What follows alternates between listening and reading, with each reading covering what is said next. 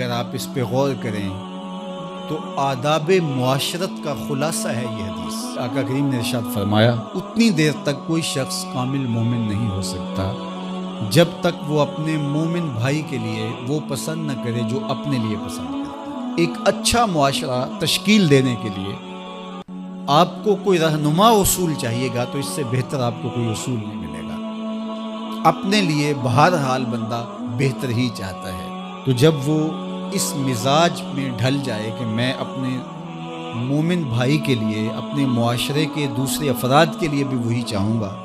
تو پھر مجھے بتاؤ کہ معاشرے کے اندر پھیلتی ہوئی روحانی بیماریاں، حسد، حقد، بغض، کینہ، نفرت، ایک دوسرے کو نیچا دکھانا، تکبر، رعونت، غرور، یہ ساری چیزیں یہ کہیں آپ کو نظر بھی نہیں آئیں گی۔ صرف اسی حدیث کو اپنا امام بنا لیا جائے اور اپنا منشور حیات مان لیا جائے۔ محمد بن حنفیہ رضی اللہ تعالیٰ عنہ حضرت علی المرتضیٰ رضی اللہ تعالیٰ عنہ کے فرزند ہیں، لیکن حضرت سیدہ فاطمہ الزہرا سلام اللہ علیہا سے نہیں ہیں، اور حضرت امام حسن رضی اللہ تعالیٰ عنہ حضور علیہ الصلوۃ والسلام کے نواسے، تو بھائی آپس میں،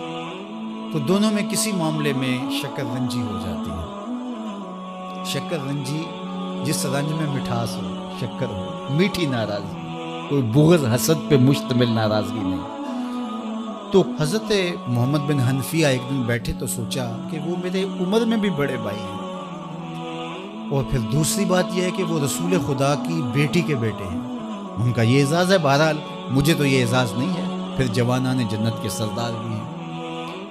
تو میں ان سے ناراض ہوں، وہ میرے سے ناراض ہیں، تو بات بھی کوئی اتنی خاص نہیں۔ تو اب دن بھی 3 گزر رہے ہیں، چلو میں ان کو راضی کر لیتا ہوں۔ تو گھر سے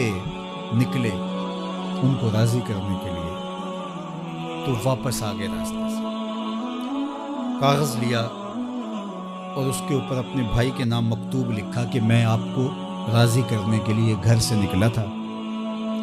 لیکن راستے میں مجھے حضور علیہ السلام کا فرمان یاد آیا کہ جب 2 مومن بھائی آپس میں کسی معاملے میں الجھ جائیں، ناراض ہو جائیں، تو جو صلح میں پہل کرے گا وہ جنت میں بھی پہلے جائے گا۔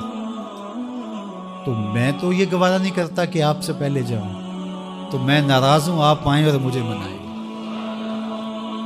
تو حضرت امام حسن نے خط پڑھا اور مسکرانے لگے،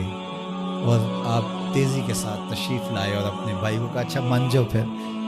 تو وہ مننے کے لیے تو پہلے ہی تیار تھے نا۔ تو جب آپ اپنے مومن بھائی کے لیے وہ پسند کریں گے جو اپنے لیے پسند کرتے ہیں، تو پھر زندگی گزارنے کا مزہ آنے لگے گا۔ نفس روکتا ہے یہ چیز میرے پاس ہے اس کے پاس نہ ہو، یہ اعزاز میرے پاس ہے اس کے پاس نہ ہو، اور اس کی ایک اپنی لذت ہے اور وہ مادی لذت ہے، اور ایک ہے باطن کی روح کی لذت۔ تو روح کی لذت نفس کی لذت سے کہیں زیادہ اور کہیں دیر پا اور کہیں مختلف ہے۔ اس لیے جب آپ قربانی دیتے ہیں، ایثار کرتے ہیں یا کسی کو ترجیح دیتے ہیں، تو اس کی جو روحانی لذت ہے، آپ کو بھوک لگی ہوئی ہے تو آپ کو ایک روٹی مل گئی ہے، تو آپ کو ایک ایسا شخص نظر آیا جو آپ سے بھی زیادہ بھوکا ہے، اور آپ کسی نمائش کے لیے نہیں، محض اللہ کی رضا کے لیے اس کو روٹی دے کر کے دیکھیں، خود بھوک کاٹ کے دیکھیں، وہ مرغن کھانوں میں سرور نہیں آئے گا جو اس بھوک میں لطف آپ کو آئے۔ تو حضور علیہ السلام کا یہ فرمان اپنے عمل کا حصہ بنا لیں، اور اپنے بھائیوں سے جو خونی رشتے سے جڑے ہوئے بھائی ہیں، وہاں سے شروع ہو کر کے پورے معاشرے کے اندر اس کا عملی نفاذ کریں۔ آپ کو اتنا سرور آئے گا اور باطن میں اتنا نور آئے گا، اور اس قدر معاشرے میں خوبصورتی کی بنیاد پڑے گی۔ اور اگر ہم آج اس حدیث کو اپنے لیے خضر راہ بنا لیں تو یہ اس پہ عمل کرنا کوئی مشکل نہیں ہے۔ یہ آپ ابھی سے جب اٹھیں گے تو اپنے ساتھ والے کو ترجیح دے دیں گے کہ پہلے یہ گزر جائے، تو ابھی سے شروع ہو جائے گا یہ کام۔ تو یہ آپ گھر میں اپنے بچوں کے ساتھ، اپنی بیوی کے ساتھ، روزمرہ کی زندگی میں جہاں ملازمت کر رہے ہیں، کاروبار کر رہے ہیں، جن دوستوں کے ساتھ کھیل رہے ہیں تاکہ،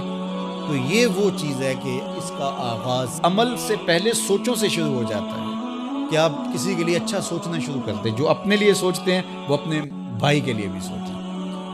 ہمارے بزرگ فرمایا کرتے تھے کہ کسی کے ساتھ دوستی کا ایک حق یہ بھی ہے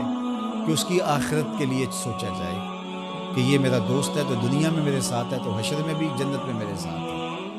تو اس کی ہدایت کے لیے اگر نماز نہیں پڑھتا تو اس کو نماز کی طرف لے کر آئیں.